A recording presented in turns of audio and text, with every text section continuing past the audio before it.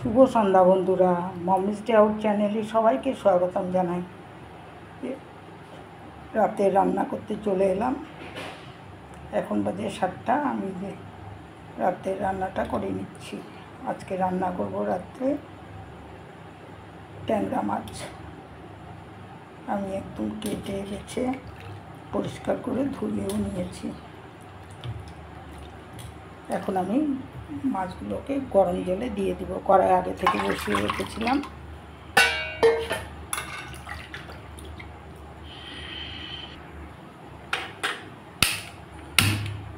Gas ধরিয়ে দিলাম। এখন আমি মাছগুলোকে গরম জলে ভালো করে ধুয়ে নেব।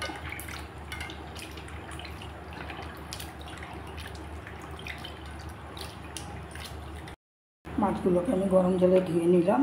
এখন আমি হলুদ লবণ দিয়ে মাখিয়ে নিচ্ছি। দিয়ে দিলাম এই যে আধা চামচ পরিমাণ হলুদ গুঁড়া,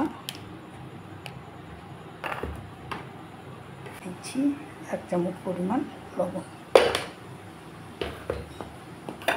এখন ওই মাছগুলোকে ভালো করে হলুদ লবণ দিয়ে মাখিয়ে নেব।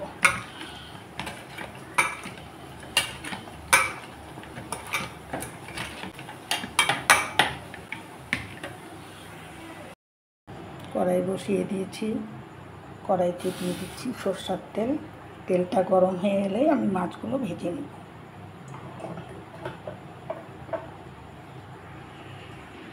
আর এইদিকে মাছ রান্না করার জন্য আমি সবজি নিয়ে নিয়েছি। এই যে পটল, একটা পটলকে আমি 4 টুকরা করে নিয়েছি এইভাবে। ছালটাও ফেলে দিয়েছি অনেকটাই। এই যে আলু আমি লম্বা লম্বা করে কেটে নিয়েছি। 3টা আলু নিয়েছি এখানে। আর পটল নিয়েছি 6টা। আর নিয়েছি এই যে আদা, 3টে কাঁচা লঙ্কা আমি টুকরো করে নিয়েছি। আর নিয়ে নিয়েছি 2টো টমেটো, আমি টমেটোর ছালও ফেলে দিয়েছি। আর নিয়ে নিয়েছি ধনে পাতা। একদম হালকা করেই আমি রান্নাটা করব। আর রাতের রান্না খুব একটা মশলা না খেলেই ভালো, তাই হালকা মশলা দিয়ে আমি রান্নাটা করে নিচ্ছি। নিয়ে নিয়েছি জিরা গুঁড়া, ধনে গুঁড়া। তেল গরম হয়ে গেছে। এখন মাছগুলো ভেজে নিচ্ছি। আমার ছেলে আবার দুপুরের রান্না কিচ্ছু খাবে না, ওকে রাত্রে রান্না করে দিতে হয়। ডাল হোক, ভাজা,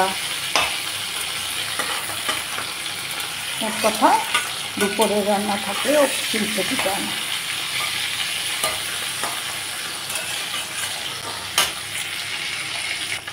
কয়েকটা মাছ আমি উল্টাপাল্টা করে ভেজে নিলাম। বাকি মাছগুলো আমি ঠিক এইভাবে উল্টাপাল্টা করে ভেজে নিলাম। উঠিয়ে দিচ্ছি।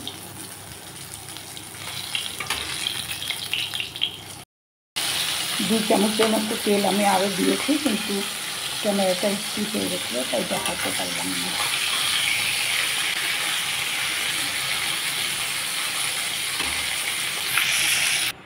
যে মাছগুলো ভেজে নিলাম।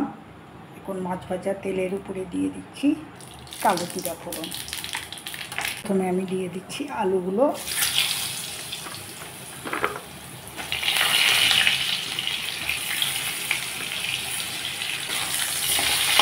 আলুগুলোকে 2-3 মিনিটের মতো আমি ভেজে নেব, একটু লালচে করে।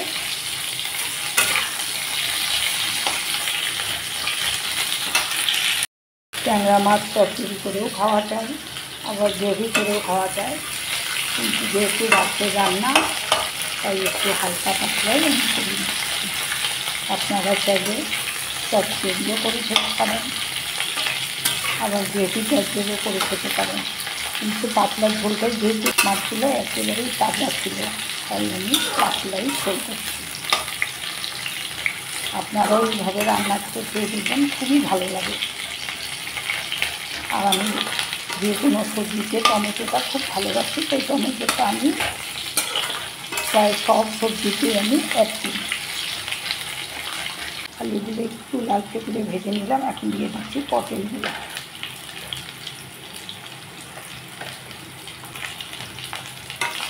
আবারও আমি 2-3 মিনিটের মতো ভেজে নেব। দিয়ে দিচ্ছি আধা চামচ পরিমাণ হলুদ গুঁড়া, স্বাদ মতো লবণ।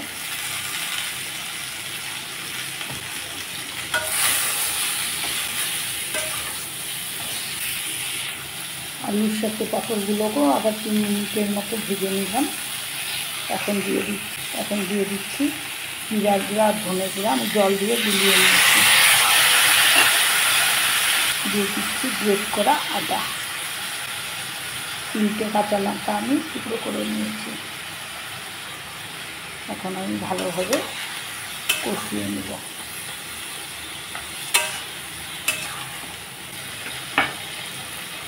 দিয়ে দিচ্ছি টমেটো। আমি টুকরো করে কেটে নিয়েছি। 3টে টমেটো দিয়ে দিলাম।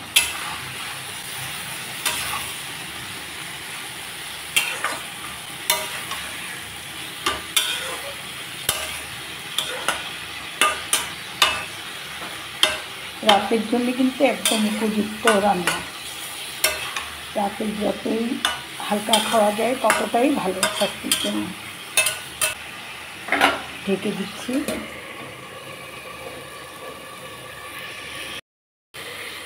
ঢাকনা খুলে দিয়েছি। টমেটো একটু বেশি করে দিয়ে হালকা মশলা দিয়ে রান্নাটা একবার করে দেখবেন, খেতে কিন্তু দারুণ লাগে। দিয়ে দিচ্ছি সামান্য জল। এই জল দিয়ে আমি আরও কিছু সময় কষিয়ে নেব, তাতে সবজিগুলোও সিদ্ধ হয়ে যাবে। আবারও ঢেকে দিচ্ছি। ঢাকনা খুলে দিচ্ছি।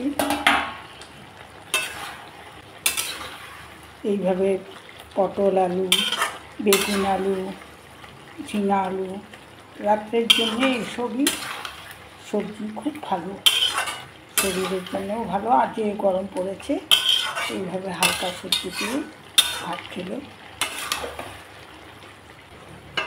আপনারা এইভাবে করে খেয়ে দেখবেন, খেতে কিন্তু দারুণ লাগে। খালি টমেটোটা একটু বেশি দেবেন। আমি নিজেও ভালোবাসি টমেটো খেতে। ঢেকে দিচ্ছি। আবার ঢাকনা খুলে দিলাম। দেখি আলু আর পটল সিদ্ধ হয়েছে কিনা।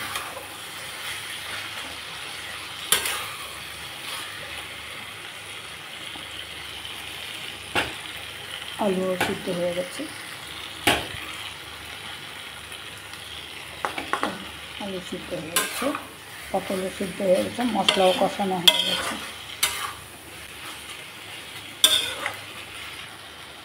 এখন দিয়ে দিচ্ছি জল। 1 বাটি দিলাম। 2 বাটি, আমি 3 বাটি জল দিয়ে দিলাম। যেহেতু আমি পাতলা ঝোল করবো তাই জলটা আমি একটু বেশি পরিমাণেই ব্যবহার করব। আপনারা চাইলে কম বেশি করে দিতে পারেন। আমি আরও 5 মিনিটের জন্য ঢেকে দিলাম। টকবক করে ফুটে এলেই আমি ঢাকনা খুলে দিব। ঢাকনা খুলে দিলাম। ঝোল টকবক করে ফুটছে। ঝোলে লবণ কম ছিল তাই আরও সামান্য লবণ দিয়ে দিলাম। দিয়ে দিচ্ছি মাছ।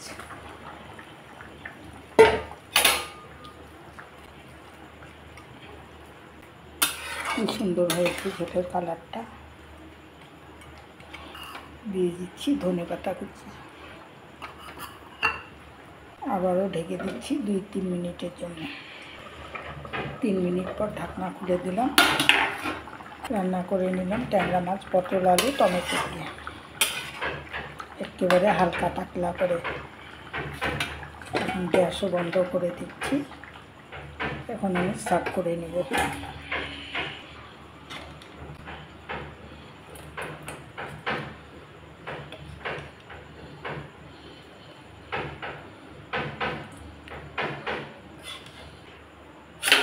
সার্ভ করে নিলাম।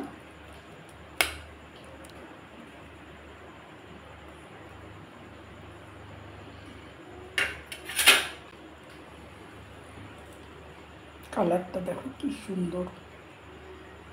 গরম ভাতে দারুণ লাগবে খেতে। আমার এই ট্যাংরা মাছের পাতলা ঝোল রান্নাটা যদি সকলের ভালো লেগে থাকে, একটু হলেও ভালো লেগে থাকে, তাহলে একটা লাইক করে সকলেই রান্নাটা দেখো, আর স্কিপ করে কেউ রান্নাটা দেখো না, এতে তোমাদেরও ক্ষতি হবে, আমারও ক্ষতি হবে।